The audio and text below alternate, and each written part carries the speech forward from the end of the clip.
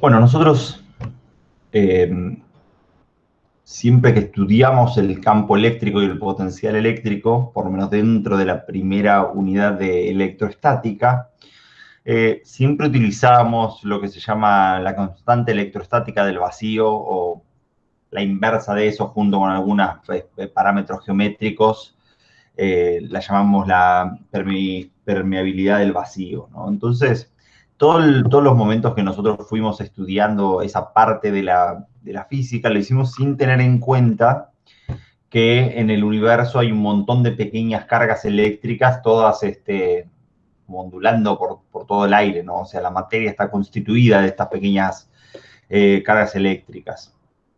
Entonces, la parte de polarización de eléctricos, ¿no? Y campo eléctrico, lo que nos trata de enseñar a nosotros es qué tipo de comportamiento voy a obtener yo, no solamente de estos tres vectores, sino qué tipo de comportamiento voy a tener yo del potencial eléctrico cuando en vez de buscar o usar el potencial eléctrico en el aire, lo utilice en lugares donde haya materia eléctrica, ¿sí? ¿Qué es lo que va a suceder con estas magnitudes? Como el potencial, qué es lo que pasa con la carga eléctrica, qué es lo que pasa con, en general, la carga eléctrica. Ahora vamos a diferenciar las cargas eléctricas. Una de todas estas cargas eléctricas se va a llamar la carga libre y en otro caso yo le llamo la carga de la materia o la carga polarizable, ¿sí? Que es básicamente la carga que hay en la materia eléctrica. Y después, bueno, entender y comprender qué es lo que significan estos otros dos vectores que nos aparecieron, ¿sí? Dentro de nuestro rango de atención. O sea, vos tenés un nuevo vector ahora que se llama el vector desplazamiento, ¿sí? Y también tenés otro vector que se llama polarización. Ahora, ¿qué es lo que nos están representando, ¿no? O qué nos están queriendo dar a nosotros de nueva información, ¿sí? Estos dos nuevos vectores.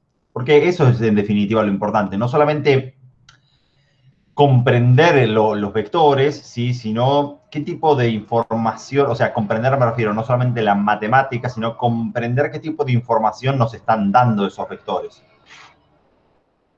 Y aparte, la búsqueda de estos vectores surge de entender cuáles son dentro del universo, ¿sí? Lo que se llaman los campos fundamentales y cuáles son los campos derivados de esos campos fundamentales, ¿no? Cuando uno habla en general del vector B, los traigo un poquitito de magnetismo para que ustedes entiendan qué quiero decir con campo fundamental y campo derivado de ese campo fundamental, ¿no? Entonces, me imagino que ustedes hablaron del vector B y seguramente coloquialmente lo llamaron el vector campo magnético, ¿no?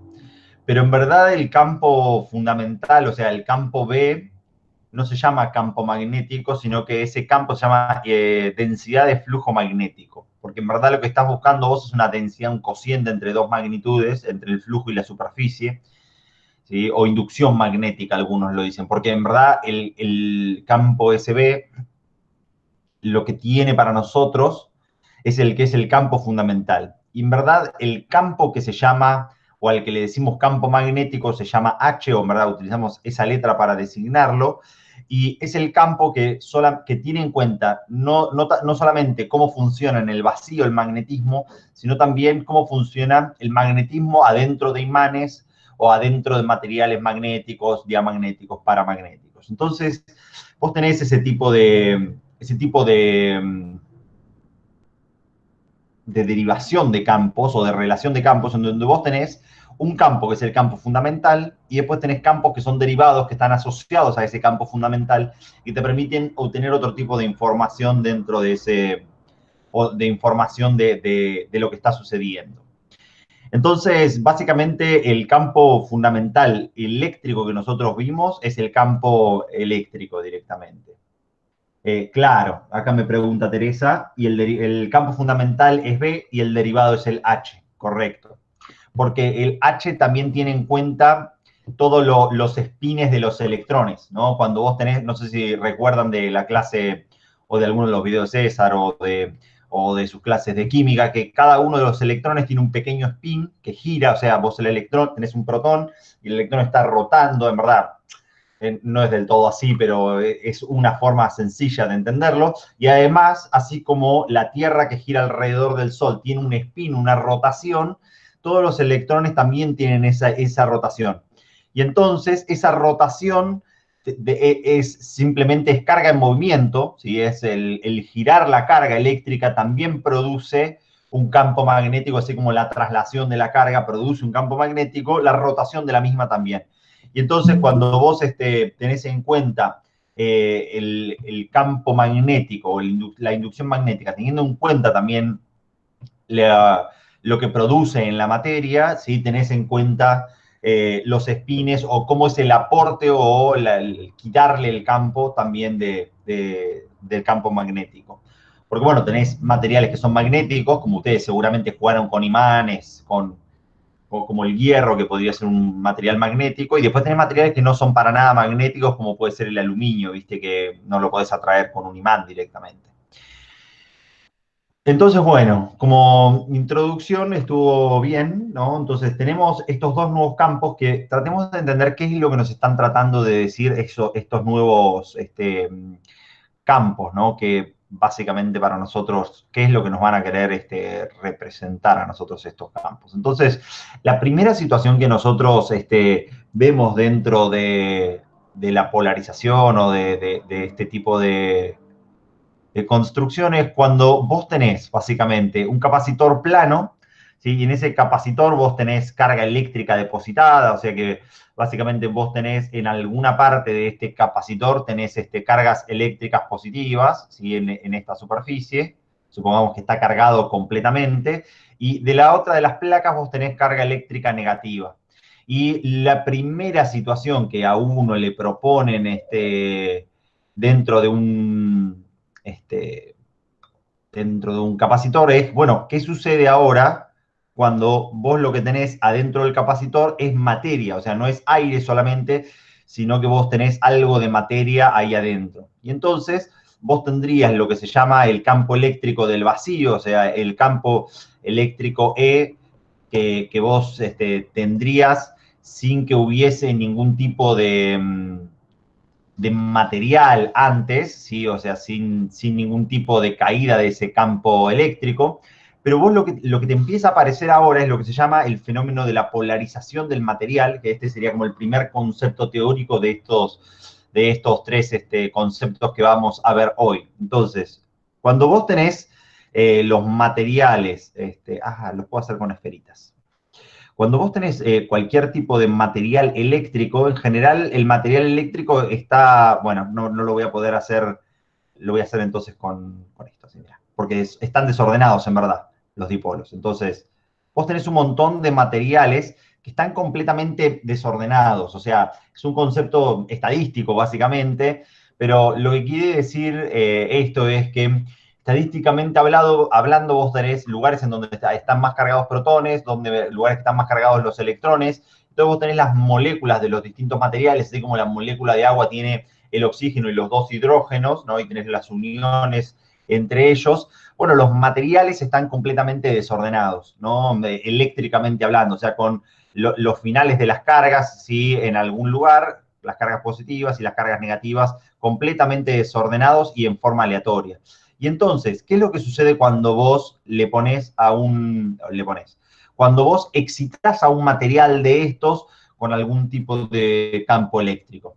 Bueno, básicamente lo que estás haciendo es ejerciendo fuerzas, ¿sí? Sobre las cargas. Entonces, esta es una de las relaciones que nosotros deberíamos empezar o mantener la asociación. Nosotros, en general, asociamos al vector campo eléctrico, lo asociamos a dos fenomenologías particulares. Esas dos fenomenologías particulares son una, la fuerza eléctrica, podría ser tres inclusive si tomás en cuenta el flujo electrostático, pero dejémoslo en dos, que sería lo fundamental. Una es la fuerza electrostática, Q por E, que eso nosotros lo asociamos al campo eléctrico. Y la otra de las cosas que nosotros le asociamos al campo eléctrico es el campo potencial electrostático, ¿no? O sea, a través del campo eléctrico nosotros podemos entender, ¿sí? Nosotros podemos entender qué lugares tienen más energía y qué lugares tienen menos energías de una distribución de carga en particular. Entonces, lo que primero sucede es que como excitamos este material, aparecen fuerzas electrostáticas que nos van reorientando, ¿sí?, todos nuestros dipolos eléctricos. ¿Qué quiere decir reorientando?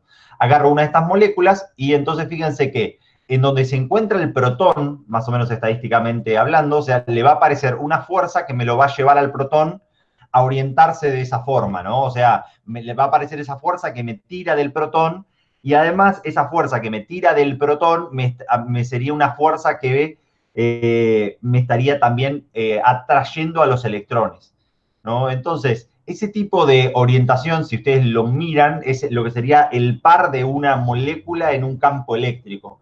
Hay una fórmula y hay ecuaciones que uno puede ir obteniendo cuánto es la energía que yo le tengo que ir ingresando, ¿sí?, la energía potencial electrostática que yo le tengo que ingresar a las moléculas para irlas reorientando y reorganizando, ¿viste?, a que queden ordenadas.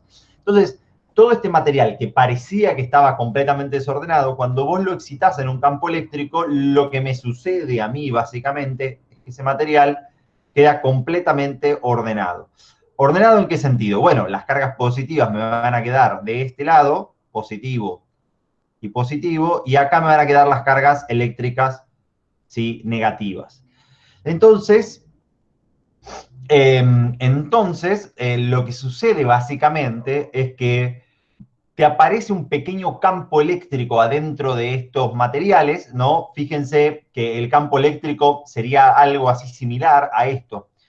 Si yo, por ejemplo, agarro y tomo una pequeña cantidad o tomo esta pequeña región del dieléctrico.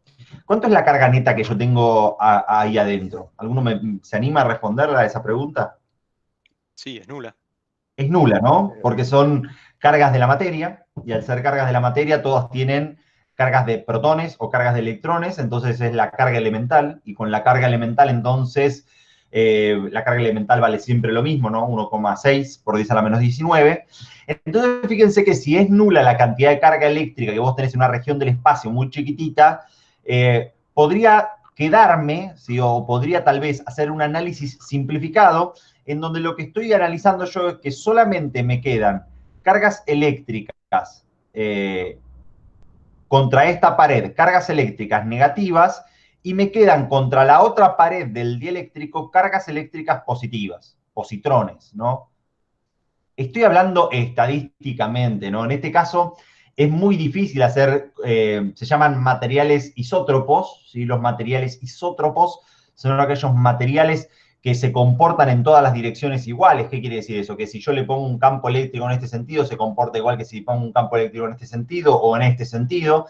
Entonces, es imposible tener en cuenta qué es lo que le está pasando a las miles de millones de trillones de partículas. Entonces, es simplemente un análisis cualitativo y estimativo de todo lo que sucede. Entonces, fíjense que los efectos de estas polos de cargas eléctricas los podría ir despreciando porque al estar tan juntas estas cargas, ¿sí?, podría solamente trabajar con lo que se llama la densidad de carga de polarización, que ese es uno de los conceptos que tendríamos que aprender. Entonces, a este objeto que sería toda la cantidad de positrones que yo tengo depositados por unidad de superficie, se lo llama sigma P, ¿no? Y en este caso, lo que es la sigma P básicamente, ¿sí?, es el módulo del vector de polarización, ¿sí?, la norma del vector de polarización, y básicamente también lo podría escribir a esto como la cantidad de carga de polarización dividida la superficie de ese cuerpo. Hice todo un gran resumen en este caso, pero esta densidad de carga de polarización lo que me está haciendo es que el campo eléctrico resultante que yo tenga una vez que sucedió la polarización es un campo eléctrico menor que el campo de excitación que yo tenía inicialmente. ¿Por qué razones que sucede esto? Bueno, básicamente porque vos tenés una disminución del campo eléctrico. Fíjense que yo tengo carga eléctrica positiva en esta placa y carga eléctrica negativa en esta placa. O sea que básicamente yo tengo un campo eléctrico que está yendo en esta dirección, ¿no? Este campo eléctrico en general le llaman E sub P o campo eléctrico de polarización. Nos representaría a nosotros similar, o sea, serían vectores paralelos al vector de polarización, pero nos representan cosas distintas.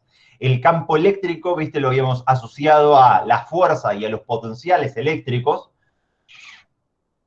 y los campos de polarización y los campos de desplazamiento eléctrico, lo que me están representando a mí es cómo se distribuyen o cómo se reorganizan las cargas eléctricas, ¿no? Qué tan como vos podrías tener dieléctricos distintos en algún tipo de material, ¿viste? Podrías tener, es un problema muy común en donde, no sé, en un capacitor ingresan un dieléctrico y después sacan una parte del dieléctrico, o tengo un capacitor con la mitad del dieléctrico en cada uno, con dieléctricos distintos, ¿no? Ocupando la mitad del volumen. Entonces, lo que nos va a ir diciendo este campo eléctrico, si bien yo los invité como para editar esto, traten de no escribirme el pizarrón, chicos, porque, nada, es de todos. Entonces, ese campo de polarización que estábamos utilizando nosotros acá, salvo que quieran hacer algo productivo. Si es una línea así, ¿no? O sea, pero si quieren colaborar, está perfecto. Entonces, bueno, este campo de polarización que nosotros tenemos acá, fíjense que podríamos sumar estos vectores, ¿no? Y entonces yo tendría esta sumatoria de vectores. Yo tendría en un primer caso, en algún punto, tendría el campo que sería campo de excitación. Y en este mismo punto, adentro del dieléctrico, yo tengo, mirando hacia el otro lado, ¿sí?, un campo de polarización, que, bueno, lo llamamos E sub P. Y fíjense que entonces lo que obtenemos es que cuando vos le ingresás un dieléctrico a cualquier tipo de material, lo que estás obteniendo como campo eléctrico resultante es un campo eléctrico menor, ¿sí? Es un campo eléctrico menor que el que vos tenías inicialmente, porque básicamente son vectores que siempre se oponen, uno es la causa del otro y por ende, viste, estos campos, bueno, siempre tienen direcciones opuestas.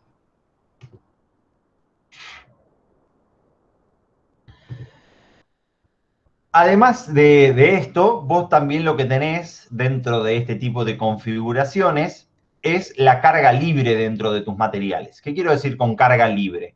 Bueno, vos básicamente tenés un montón de carga depositada dentro de este dieléctrico o dentro de este capacitor, y a esta carga nosotros le vamos a llamar o le vamos a decir, en general ahora, la carga libre.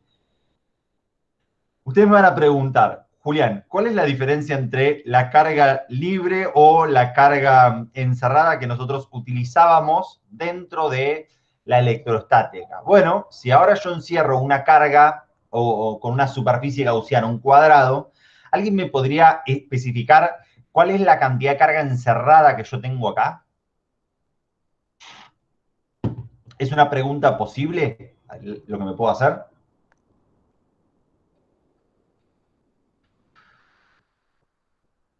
¿No debería ser la carga libre menos la carga fundamental que tengo en el dieléctrico? Claro, ahora, ¿cómo yo puedo contabilizar? Creo que era Víctor, ¿no? Sí.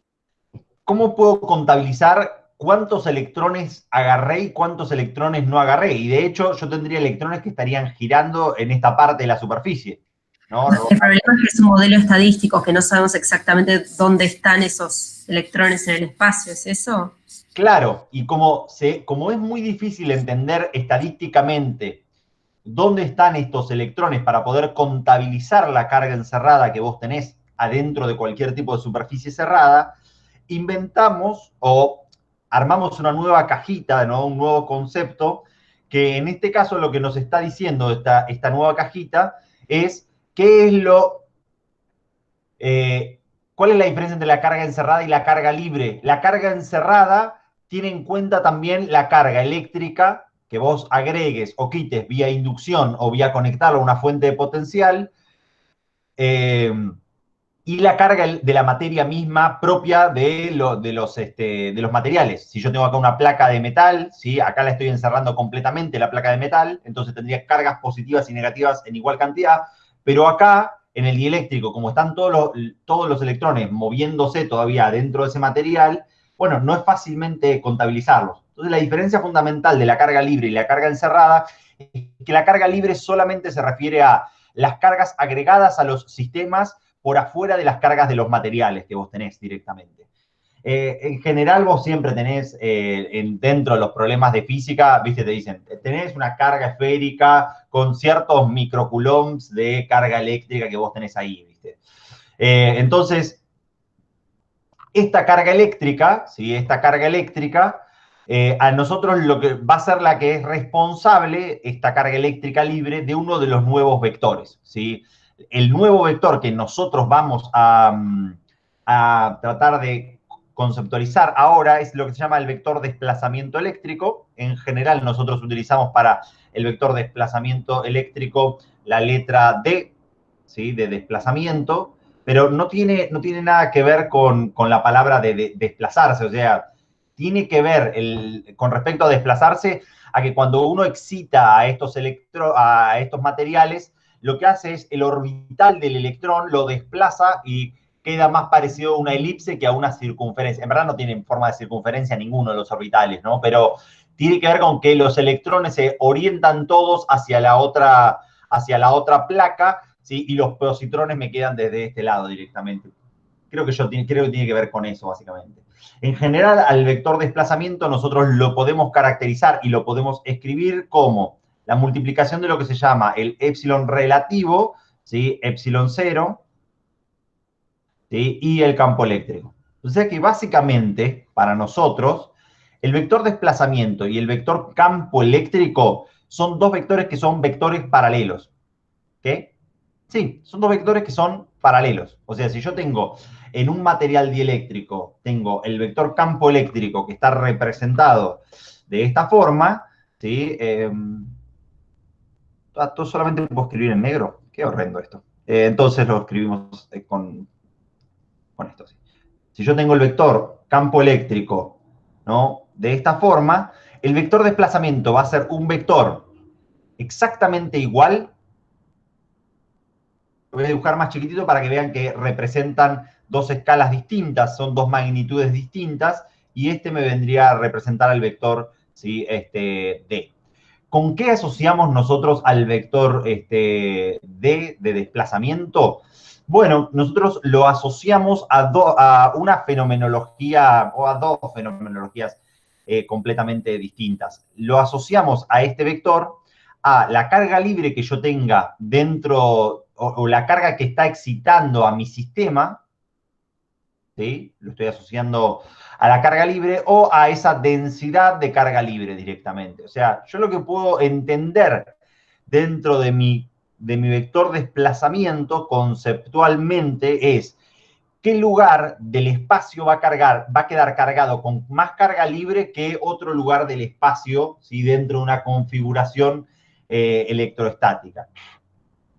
Entonces, la densidad de carga libre va a ser, al igual que con respecto al vector de polarización, va a ser el vector desplazamiento, ¿sí?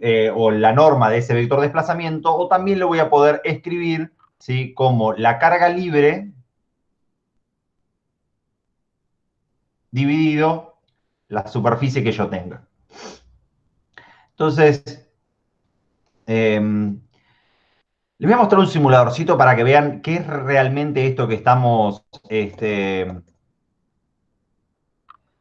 es lo que estamos realmente haciendo. Que es uno de los simuladores que yo les puse en el aula virtual. Pero para que entiendan qué es lo que nosotros estamos realmente haciendo, ¿sí? Cuando tenemos o cómo estamos mirando esta fenomenología, ¿sí? Y qué es lo que realmente sucede.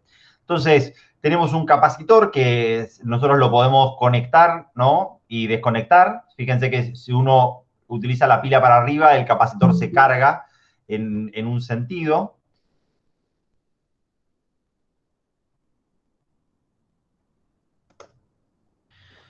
Y lo que podemos ver nosotros es visualizar las líneas de campo eléctrico. Yo le voy a quitar un poco de densidad para que podamos ver libremente esto, y podemos ver un detector de campo eléctrico, ¿no? Un detector de campo eléctrico a nosotros lo que nos muestra básicamente este detector de campo eléctrico es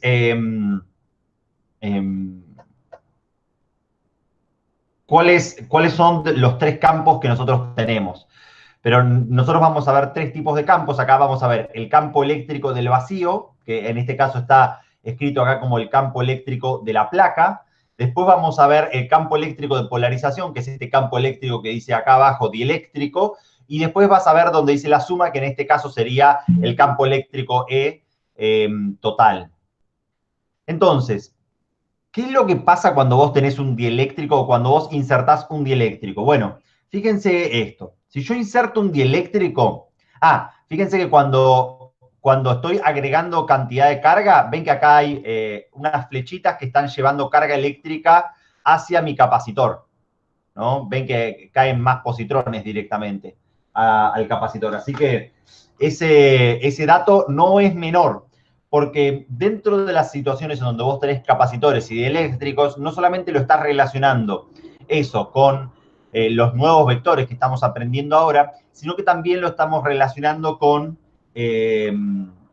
la conservación de la carga y la conservación tal vez de la energía o la conservación de los potenciales, mejor dicho, más que la conservación de la energía, porque la energía no se conserva mayoritariamente en estos problemas.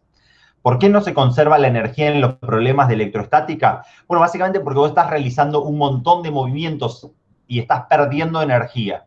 ¿Cuáles son los movimientos que estamos realizando en donde perdemos energía? ¿Alguno se anima a responder eso? ¿En dónde podríamos tener pérdida de energía? ¿En el trabajo que se hace al introducir el dieléctrico? En verdad, no en introducirlo, sino en el trabajo que se hace en reorganizar todas las moléculas. Vos todas las moléculas las estás rotando y ordenando, y eso te produce a vos cierto trabajo directamente, que después lo podés recuperar una vez que vos desexcitás a esas moléculas del dieléctrico, y cuando se vuelven a reorganizar, bueno, se vuelve a obtener el trabajo dentro del universo. Es como cuando vos comprimís un resorte y después lo largás, que se vuelve a desordenar el resorte. Bueno, lo mismo sucede electrostáticamente dentro de estos capacitores. Entonces, fíjense que cuando yo introduzco el dieléctrico, ¿no? Ven que empiezan a haber más cargas eléctricas. Ahora tengo 6 cargas eléctricas, pero cuando yo introduzco el campo, ¿cómo es esto? El dieléctrico, ven que ahora tengo 3, 6, 9 cargas eléctricas directamente. O sea que cuando vos introducís un dieléctrico adentro de un capacitor que tiene conectada la batería, lo que básicamente sucede es agregás más energía al sistema en forma del campo eléctrico. ¿De dónde sale esa energía? ¿De dónde proviene esa energía? Bueno, obviamente de la batería, que lo que está haciendo es agregando más carga eléctrica a estaba respondiendo. En repolarizar este dieléctrico. Y fíjense, lo mismo sucede si yo aumento la constante dieléctrica. Ahora estaba agregando un material, un dieléctrico de constante dieléctrica 2, pero fíjense que si yo agrego un dieléctrico de constante eléctrica 3, ¿qué es lo que pasa con el campo del dieléctrico? ¿Aumenta o disminuye? Aumenta, ¿no? Eso es porque el fenómeno de polarización, ¿sí?, depende de la excitación, ¿no? Básicamente existe una constante que uno lo que hace es escribir un modelo en donde el vector de polarización depende directamente de una... mira, si la puedo hacer con... Bueno, es una letra algo así, que se llama susceptibilidad eléctrica, ¿no? Que básicamente nos dice qué tan susceptibles son los materiales a la polarización. Y se construye un modelo básicamente en donde los materiales más susceptibles eléctricamente, bueno, se polarizan más. Es una directa proporcionalidad, como hemos hecho en un montón de otros modelos eléctricos, básicamente. Entonces, fíjense que también vos podrías tener la energía almacenada. Cuando yo aumento la constante dieléctrica, ven que está aumentando la energía directamente dentro de mi sistema. Eso es porque mi dieléctrico se empieza a comportar como un resorte, yo lo estaría comprimiendo más a mi resorte y almacenándole más energía, que después cuando lo libero, ¿sí? O lo saco del campo eléctrico que lo excita, se vuelve a desordenar y volvemos a obtener esa energía electrostáticamente hablando. Fíjense que también la carga en la placa aumenta. ¿Por qué aumenta la carga en la placa? Y bueno, porque estoy absorbiendo más carga, ¿sí? De la pila. Claro, de la pila directamente, ¿no? Y lo mismo si yo hiciera esto ¿cómo es esto? La energía almacenada. Ahí está. Ahora, ¿qué es lo que sucede cuando vos no estás conectado a la pila? Que esta es una situación fundamental dentro de nuestros problemas, ¿no? O sea, cuando a veces vos tenés una cierta situación así, donde vos tenés una cantidad de carga depositada y ¿qué es lo que pasa cuando yo ahora ingreso un dieléctrico? ¿Cambió la carga, la cantidad de carga que yo tenía en las placas? No cambia. No. Porque fíjense que al tener un sistema aislado del resto del universo, en este caso el sistema serían las placas del capacitor y el dieléctrico, al tener un sistema aislado del universo, en ese caso, entonces lo que sucede es que se te conserva la carga. ¿Por qué? Porque no tengo forma de agregar ni de quitarla, básicamente. ¿No? Pero sí lo que sucede es que voy perdiendo energía. Entonces, si ahora no tengo, sería un sistema de energía constante ahora sí, o sea, de energía inicial constante. Cuando voy ingresando el dieléctrico, fíjense que hay parte de la energía que yo tenía dentro de ¿ven que se pierde energía? Parte de esa energía que yo tenía almacenada en el campo eléctrico, no sé si vieron el concepto o si lo leyeron, el concepto de densidad de energía de campo eléctrico. Un medio de epsilon 0 por el módulo de E al cuadrado. Ese modelo básicamente lo que te dice es la densidad de la energía electrostática que vos tenés en un punto. O sea, en un punto donde vos tenés un campo eléctrico, bueno, tenés una cantidad de energía que depende de eso. La permitividad del vacío y del módulo del campo eléctrico al cuadrado. Cuando vos ingresás un dieléctrico, o sea, cuando vos ingresás materia a ese lugar, a ese punto, lo que sucede es que perdés energía, básicamente, en ordenar la materia directamente. Entonces, esta condición, ¿sí? Lo que nos permite a nosotros es plantear algunas ciertas condiciones dentro de nuestros problemas. Y fíjense que, indistinto de cómo está ingresado este dieléctrico, porque solamente estoy pudiendo ingresar este dieléctrico de forma de tener capacitores en paralelo, ¿sí? Si yo coloco un voltímetro en este caso, siempre lo que va a suceder es que si yo tengo conectada la pila, la diferencia de potenciales, ¿cómo va a ser dentro del dieléctrico? Dentro de las placas. La misma, porque va a estar sometida, ¿sí? Por la batería. Por la batería. Claro, si yo ingreso un dieléctrico, lo que sucede es que atraigo más carga de la batería para mantener la diferencia de potencial constante dentro del dieléctrico. Pero fíjense esto también, que si yo ingreso un dieléctrico con un voltímetro, la tensión decrece, o sea que cae la tensión porque estoy perdiendo energía, pero fíjense que entre las dos placas, indistinto del lugar donde yo tome, la diferencia de potencial siempre es la misma.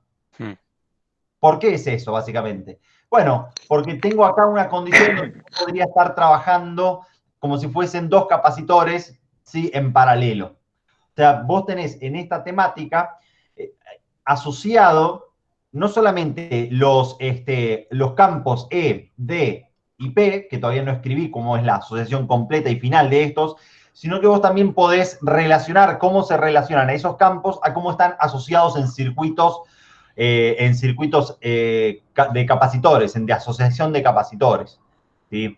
La relación fundamental de estos tres vectores,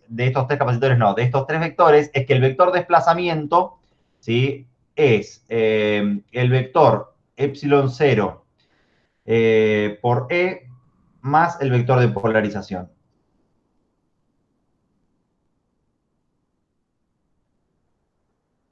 Tienen ahí las deducciones de dónde sale ¿cómo es esto? esa ecuación, ¿sí? Tiene que ver que hay que hacer la ley de Gauss libre, bueno, lleva todo un trabajo hacerlo. Pero fíjense esto de interesante de poder asociar las densidades de carga libre, ¿sí?, a los vectores, ¿no? Porque de esa forma uno va a entender qué es lo que está pasando dentro de mis problemas. Entonces yo les pregunto, ¿qué lugar de estos dos va a tener mayor densidad de carga libre? ¿Qué quería decir entonces esta densidad de carga libre? Vamos a la densidad de carga libre es la cantidad de carga libre por unidad de superficie. Yo miro en este lugar, más o menos lo ingresé en la mitad del espacio a este dieléctrico. ¿Qué lugar tiene más carga libre? ¿Dónde está el dieléctrico? Dieléctrico. Claro, porque fíjense que lo que tiene que suceder, fíjense que esto es fundamental en nuestros problemas de dieléctricos, es que como están en paralelo estos dos capacitores, el campo eléctrico que hay por este lado y el campo eléctrico final que hay por este lado tiene que ser el mismo, porque la diferencia de potencial es la misma en estos dos capacitores. Entonces, eso obliga básicamente a que en el lugar donde está el dieléctrico tiene que haber mucha más densidad de carga libre para poder vencer la cantidad de la caída de campo eléctrico que vos tenés debido al efecto de la polarización. Fíjense que el campo eléctrico libre vale 26 volts sobre metro acá. Y en donde tengo el capacitor, ¿sí?, la suma, ¿cuánto vale? 26 también, porque están en paralelo. Pero como yo tengo acá mucha más carga libre, tengo más campo de vacío, que sería representativo en este caso del vector de desplazamiento, tengo mucho más campo de vacío porque tengo más carga libre, pero lo tengo para poder compensar en este caso la caída de campo debido al campo de polarización que yo tengo acá. Entonces, el vector D nos dice a nosotros qué tanta carga libre tengo depositada en estos segmentos de las placas, y el vector de polarización a nosotros nos dice qué tanta carga de polarización tengo en cada uno de estos. Ay, no estoy acá, las líneas de carga. Ven que acá no te escuché. Disculpa, Julián, ¿podrías poner a repetir la parte de por qué hay más carga libre en el dieléctrico? Por eso se me cortó justo con el tema de internet, perdón. Claro. Hay más carga porque vos tenés dos cuerpos que están cargados y que están a la misma diferencia de potencial. Lo vimos con el voltímetro recién. Sí. ¿No? Sí. Y entonces, si están a la misma diferencia de potencial, recordá que a vos, el campo eléctrico, vos lo asociás a la diferencia de potencial con esta ecuación. Para vos, una diferencia de potencial, delta de B, es menos el campo eléctrico a lo largo de una trayectoria. O sea, es la integral de la circulación del campo eléctrico a lo largo de una trayectoria. Entonces, como están en paralelo estas dos cosas, y están estos dos capacitores, y tienen la misma distancia, fíjate que la distancia que recorre el campo eléctrico es la misma, no te queda otra opción más que también el campo eléctrico sea el mismo. Si el campo eléctrico es el mismo, entonces, para vencer el efecto de la polarización, o sea, de la caída de campo eléctrico que vos tenés, debido a, ¿ves que acá hay unas cargas chiquititas negativas y una carga chiquitita positiva acá? Sí. Bueno, eso básicamente te va generando campos eléctricos de polarización hacia arriba, que lo que te hacen es restarte del campo eléctrico del vacío total. Entonces, vos básicamente lo que hace el universo es compensar esa caída de potencial eléctrico mandando más carga a la placa, ¿sí?, mandando más densidad de carga libre a la placa en donde vos tenés el dieléctrico para compensar esa caída de potencial y que vos tengas el mismo campo eléctrico total indistinto de las dos placas que vos tengas ahí. Eso es lo que sucede en verdad. Es una compensación que realiza el universo para que el potencial sea el mismo y que el campo eléctrico sea el mismo en los dos sectores. Muchas gracias. No, de nada. Ese es un tema complejo, a mí me llevó años de entenderlo y eso que estoy dentro de mi especialidad porque, bueno, hay cables eléctricos que utilizan esto, que utilizan medios dieléctricos como es el cable coaxil o o cables coaxiales para llevar potencia, viste, de una subestación a otra. Es un tema que se las trae básicamente esto. Entonces, cuando vos tenés situación de capacitores del tipo en paralelo, el vector que se conserva es el campo eléctrico. Y cuando vos tenés situaciones en donde vos tenés el dieléctrico en serie, el vector que se te conserva es el vector desplazamiento. ¿Por qué digo esto?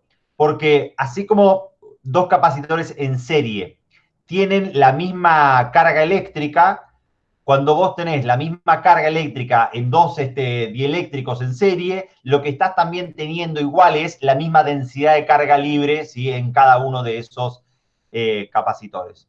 Bueno, son algunas de las leyes básicamente estas que a nosotros nos permiten asociar capacitores con dieléctricos, ¿sí?, adentro de distintos cuerpos, ¿no? Lo interesante de esto es poder asociar, ¿sí?, estos vectores, el vector desplazamiento, ¿sí?, a la carga libre que vos tenés en distintas regiones del espacio, asociar el vector campo eléctrico a la fuerza eléctrica y al potencial eléctrico, y asociar el vector polarización a cómo se organizan los electrones, ¿sí?, dentro de los materiales y cuánta carga se depositan en esas superficies, ¿no? Básicamente eso sería un resumen de qué es lo que significan estos tres vectores para nosotros.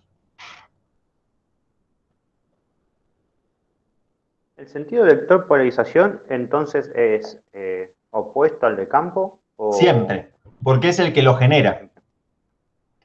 Siempre, es como una suerte de acción-reacción, porque si vos imaginate si fuesen en el mismo sentido, o sea, la pregunta, la opuesta, o sea, el razonamiento opuesto es el que te lo deja en un ridículo, ¿no? Porque siempre que vos tengas un campo de excitación, la polarización tiene que ir en el sentido opuesto.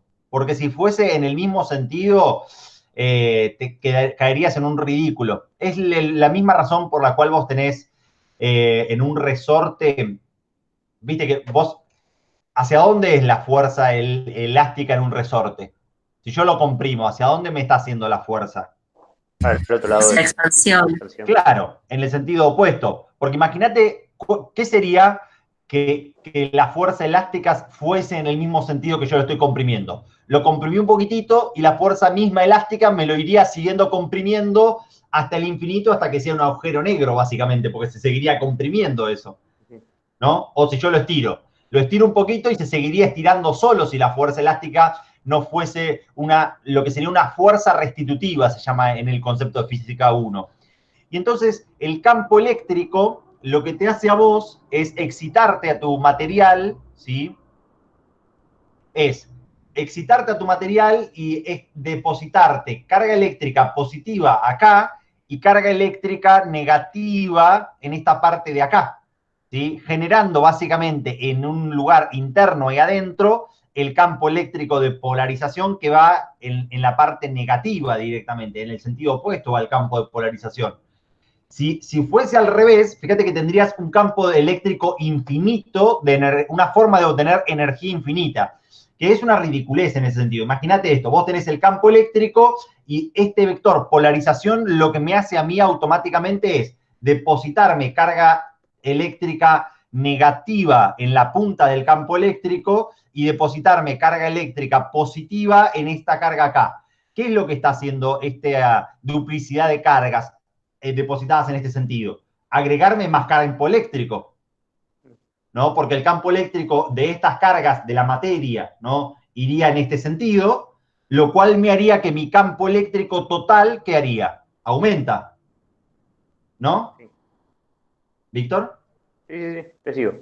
Y entonces eso generaría un mecanismo de energía absoluta porque estaría en constante aumento el campo eléctrico y nunca se estabilizaría nada, básicamente. O sea que el vector polarización ocuparía más o menos el mismo, o sea, el vector polarización visto desde el punto de vista del campo de polarización, E sub P, tiene que ser un campo restitutivo que lleve al campo eléctrico total a una situación de equilibrio, porque si no, básicamente podrías obtener una suerte de energía infinita.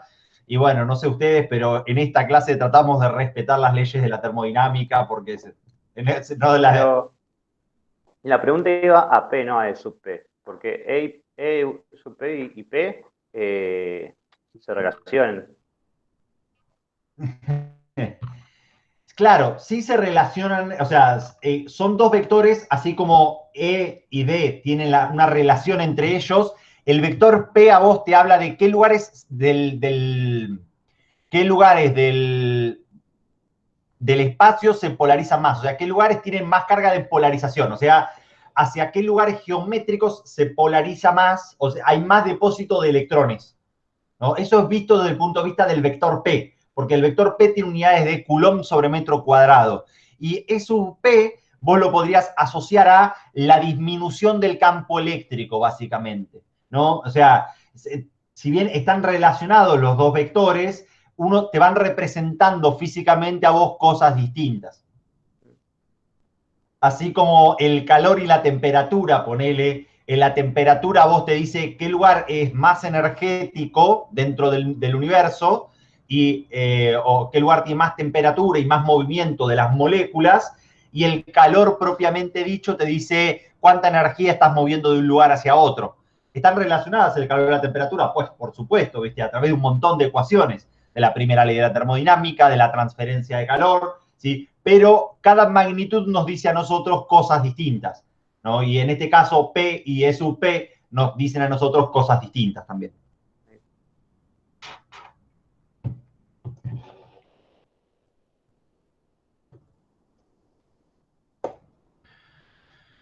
Uf, casi que di una clase entera de polarización acá.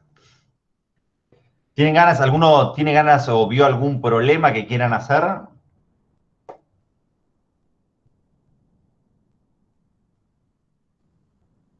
De polarización. Ahora veamos en el aula virtual a ver qué hay.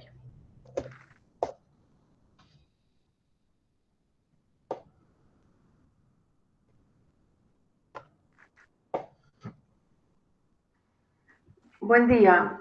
Yo llegué tarde a la clase y no sé si hablaron de ese punto que había que consultar, hablar entre todos del cuestionario de capacitores. Si ya lo hablaron, ya está, lo busco en otro lugar porque encontré una explicación por ahí. Pero... Claro, no hubo una explicación en general, yo les voy dando esos tips para que se vayan charlando entre ustedes, ¿viste? Y que sea un disparador más de consultas y de preguntas, ¿viste? No es que es obligatorio andarle consultando, sino que yo los voy depositando esas cositas ahí para que les despierten preguntas y curiosidad a ustedes directamente, no es que están hechos para eso, esos puntitos especiales, para que no sea solamente todas preguntas y respuestas de cuestionarios, sino que entre ustedes interactúen también. Ah, bueno. Pero si tenés preguntas con respecto a eso, después lo miramos. No, yo encontré un video de este señor que viste que es el que hace todos los videos. ¿César Izquierdo? Ese señor que tiene justamente la explicación de por qué cuando se separan las placas la energía aumenta. Que en este momento no me lo acuerdo el por qué. Lo tendría que volver a ver, pero me acuerdo que o sea que no sirvió de nada lo que viste ahí, básicamente. Es eso. No, dije, bueno, si lo vamos a ver hoy, anoto, no sé, alguna formulita. Lo hacemos con un simulador para que veas que se puede aprender a través de un simulador. Sí, no lo pude, me tengo que descargar Java, no lo pude. Ah, no hiciste tu papeleo, Mike Wazowski, como dirían. No lo pude ver. Descárguenlo. O sea, yo aprendo mucho con simuladores, o sea, en general los utilizo. Fíjense que la mayoría siempre trato, sobre todo para ahora la parte de circuitos eléctricos, también hay varios de los simuladores de circuitos eléctricos, de alterna también, o sea que conviene también. Fíjate esto, vos la energía o sea, la diferencia de potencial, ¿no? Como habíamos dicho, era E por diferencial de L, ¿no? O sea, esa es menos E por diferencial de L. O sea que básicamente depende de dos cosas, del módulo del campo eléctrico y también de la longitud que haya. ¿Qué es lo que pasa cuando vos separás las placas del capacitor? Claro, aumenta la distancia. Claro, entonces, imagínate esto, yo tengo acá una diferencia de potencial de, tengo el voltímetro al revés, 0,188 volts. Cuando empiezo a mover las placas para arriba, si yo depositara cargas eléctricas libres, ¿no? En esta superficie de este campo eléctrico, en alguna de estas líneas, la carga eléctrica ahora puede recorrer más distancia y entonces el campo eléctrico de este capacitor lo que hace es generarle más fuerza por distancia, para que lo veas así, una fuerza eléctrica a lo largo de una distancia más grande, y por ende, hipotéticamente, las cargas eléctricas depositadas en esas líneas de campo podrían obtener mucha más energía cuando vos alargás la distancia del capacitor. Está bien. Esa es la razón básica de por qué aumenta la energía cuando vos separás las placas de un capacitor directamente. Perfecto. Sí, ya con el E por D, ya sabiendo que el campo eléctrico es uniforme. Hay otros fenómenos que son distintos, o sea, si vos mirás esto, a ver si lo puedo ver acá, parallel plate capacitor field lines real. Voy a poner ahí. A ver si podemos ver alguna imagen real de un capacitor de placas. Experiment, voy a poner.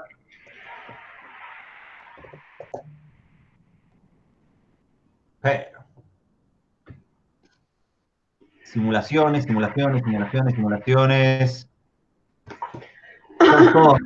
ver algo real, ¿viste? Porque lo que vos ves es básicamente algo similar a esto. Cuando vos empezás a separar las placas, ¿sí? El campo eléctrico en el medio se empieza a debilitar, ¿no? Directamente. Field, Parallel Plate Capacitor, Parallel Plate Experiment. A ver si lo tenemos por acá. Sí, acá, pero estaría bien. ¿Cómo podría ser con...?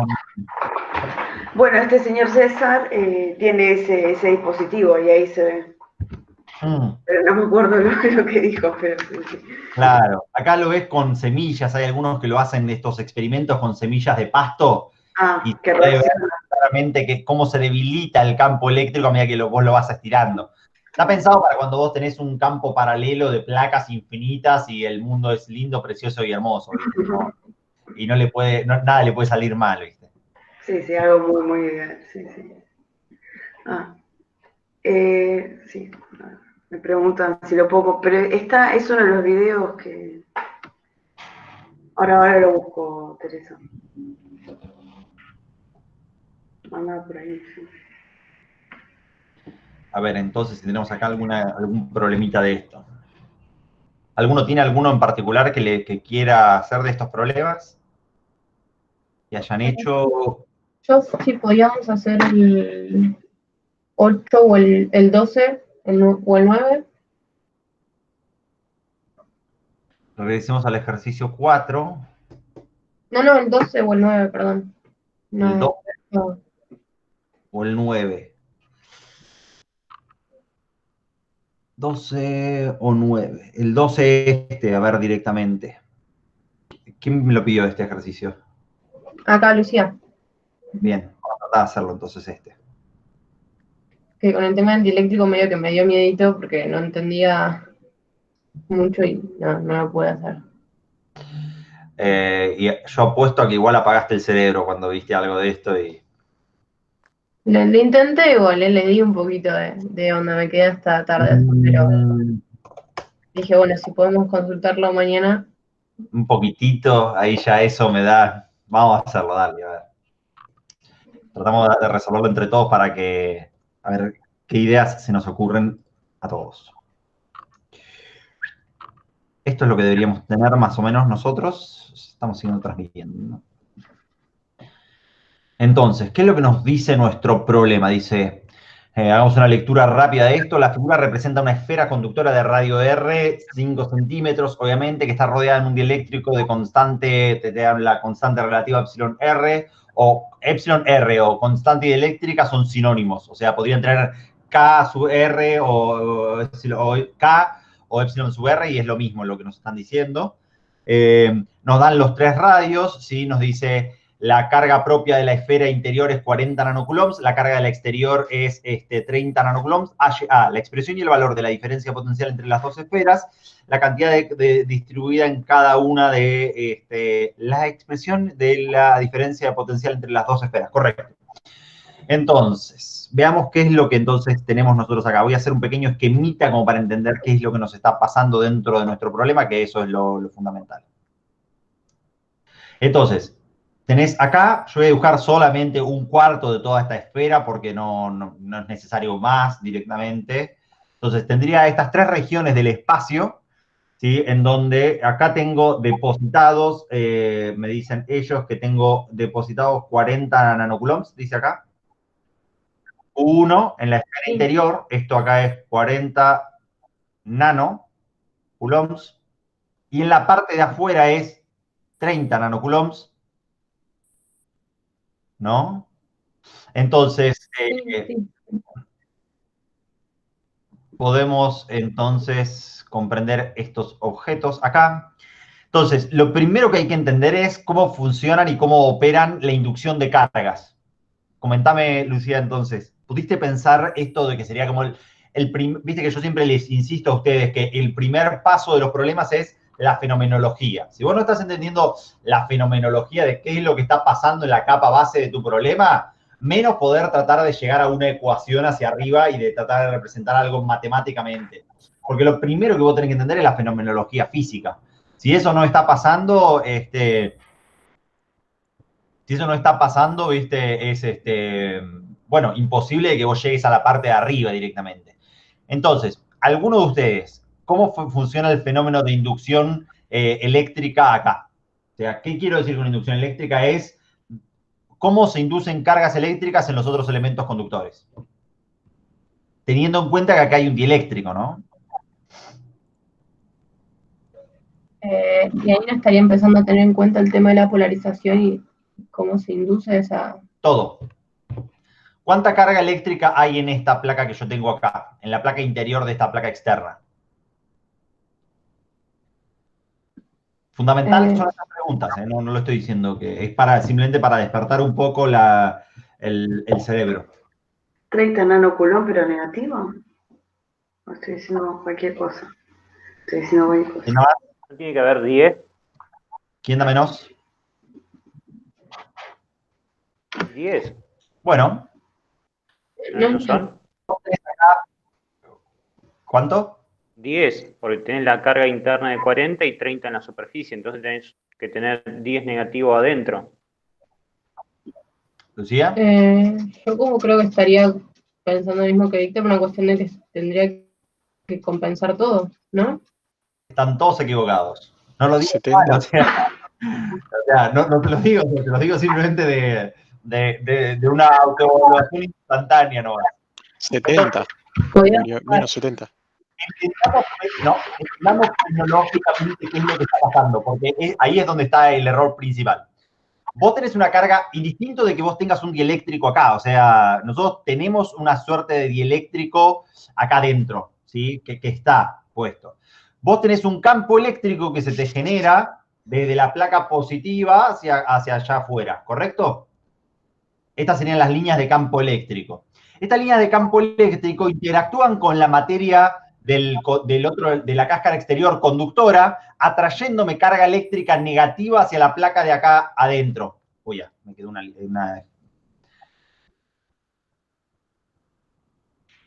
Esa cantidad de carga eléctrica que yo tengo acá en esta parte de acá afuera tiene que equipararse, ¿sí?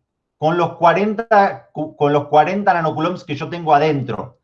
Tienen que ser negativos. ¿Por qué? Porque si yo armo una ley de Gauss, ¿sí? partiendo concéntricamente acá, y armo una ley de Gauss pasando por toda la parte conductor, la ley de Gauss esta que yo tengo acá me tiene que seguir dando como carga encerrada total neta 0. Sí o sí. Adentro de los elementos conductores, indistintamente si nosotros estamos en electroestática, con o sin polarización, o con o sin dieléctricos, la cantidad de carga encerrada sí o sí tiene que ser nula. ¿Por qué? Porque si no tendría que tener campos eléctricos adentro de mi elemento conductor, y si tengo campo eléctrico adentro de mi elemento conductor de mi esfera, estoy teniendo cargas en movimiento y eso básicamente es corriente eléctrica. Si eso es corriente eléctrica, entonces estoy en otra unidad, estoy en otra fenomenología completamente distinta de de las cargas eléctricas quietas y estáticas dentro de mis cuerpos.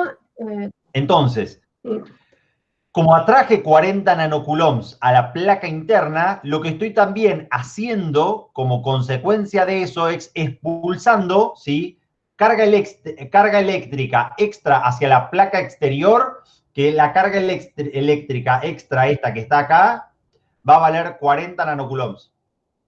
O sea que yo voy a terminar teniendo en la placa interna acá 40 nanocoulombs, en la placa, en la esfera interna 40 nanocoulombs positivos.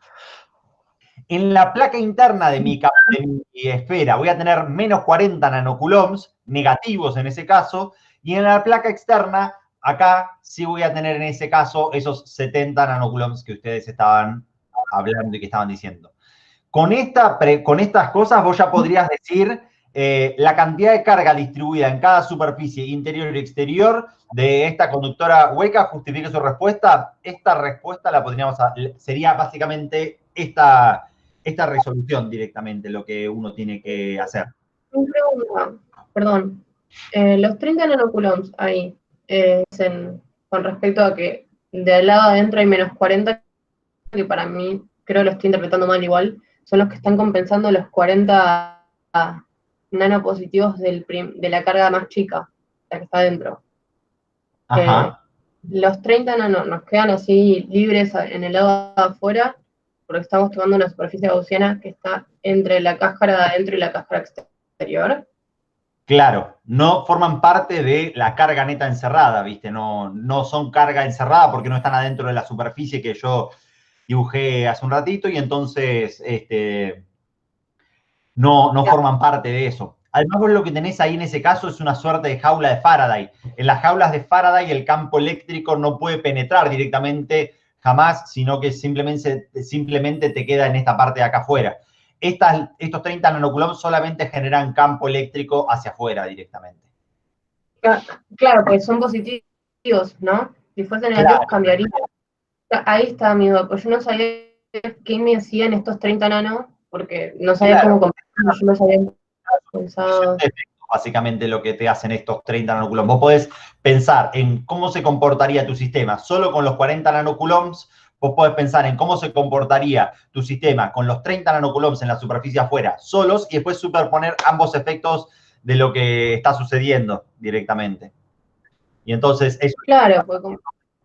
Entonces, cuando te dice haya la expresión y el valor de la diferencia potencial entre las dos esferas, yo lo voy a dejar planteado nomás para que vos veas qué es lo que hacemos. Hacemos una superficie gaussiana, en este caso, ahora interna acá, ¿no? Y plantear lo que se llama la ley de Gauss libre. La ley de Gauss libre lo que te dice es que vos podés plantear la integral del vector desplazamiento, ¿no?, a lo largo de una superficie es igual a qué cosa. A la carga libre. A la carga libre, ¿listo? ¿No? Entonces, ¿cuánto sería la carga libre, básicamente? 40 nanocoulombs. Sí. 40. ¿No? Dentro de esa superficie. Y después, esto lo resolvés como siempre, ¿viste? El producto de uno por el producto del otro, el módulo de uno por el módulo del otro. Básicamente, como estás en una superficie esférica, podés aplicar todos los conceptos de simetría que te queden cómodos. Y entonces me quedaría que a mí que el vector desplazamiento, ¿sí?, es la carga libre, o sea, los 40... cualquier cosa. Los 40 nanocoulombs dividido la superficie de la esfera, que la superficie de la esfera es 4pi radio al cuadrado.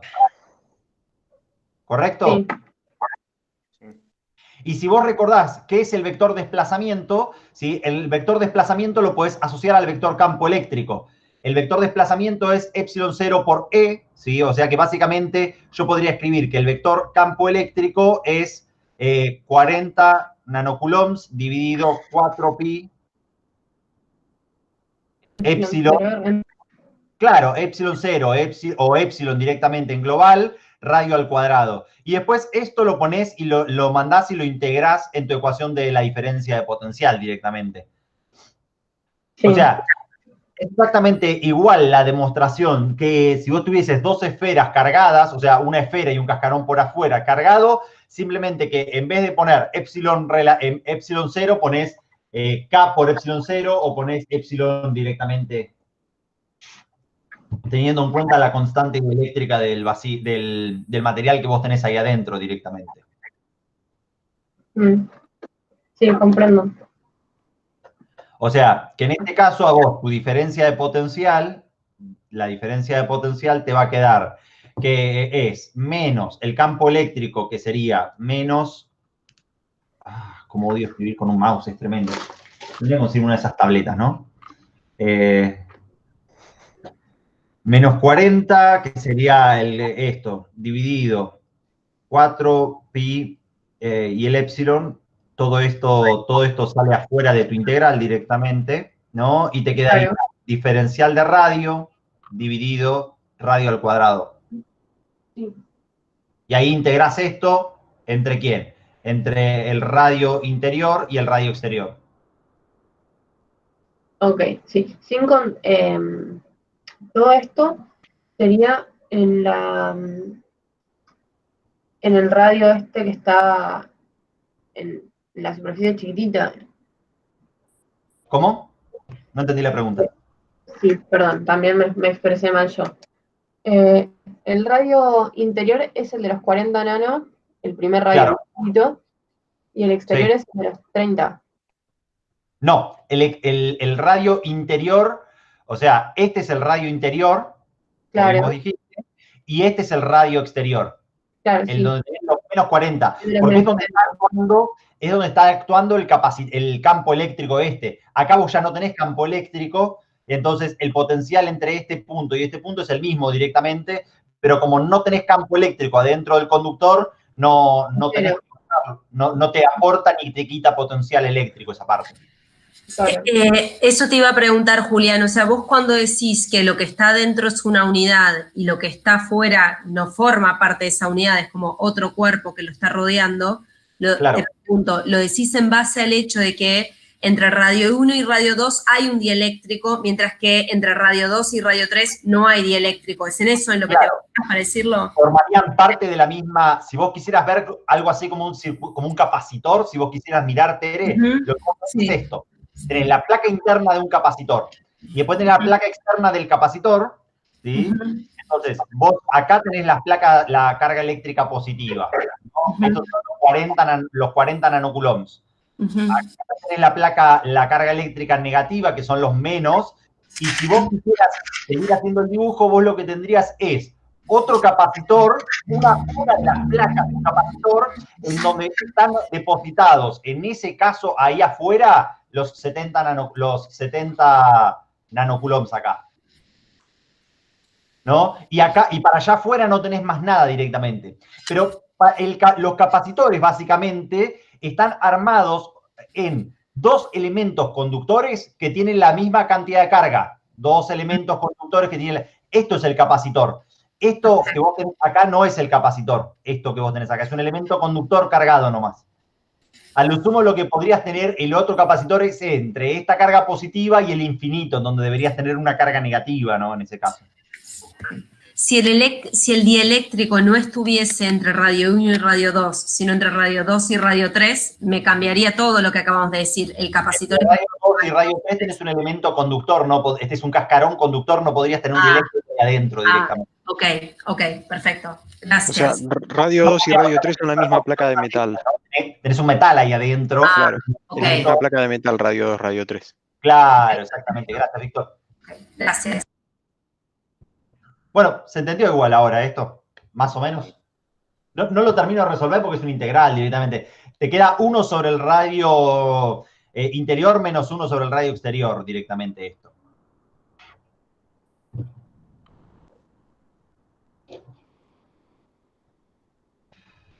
Perdón.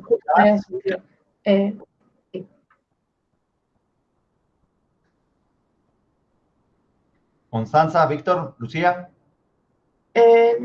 Imagínate que nos piden que armemos una superficie esférica que esté entre radio 1 y radio 2. El radio, sí, es lo que hicimos para Gauss. Es lo de Gauss de recién, sí. Claro. Pero ahí no me daría una carga neta, o sea, la carga neta sería positiva, sería de 40 en ese caso. Claro, No es lleva la 40 directamente. El vector de desplazamiento depende de la excitación que vos tengas adentro de esa superficie gaussiana nomás. Sí, ahora se entiende.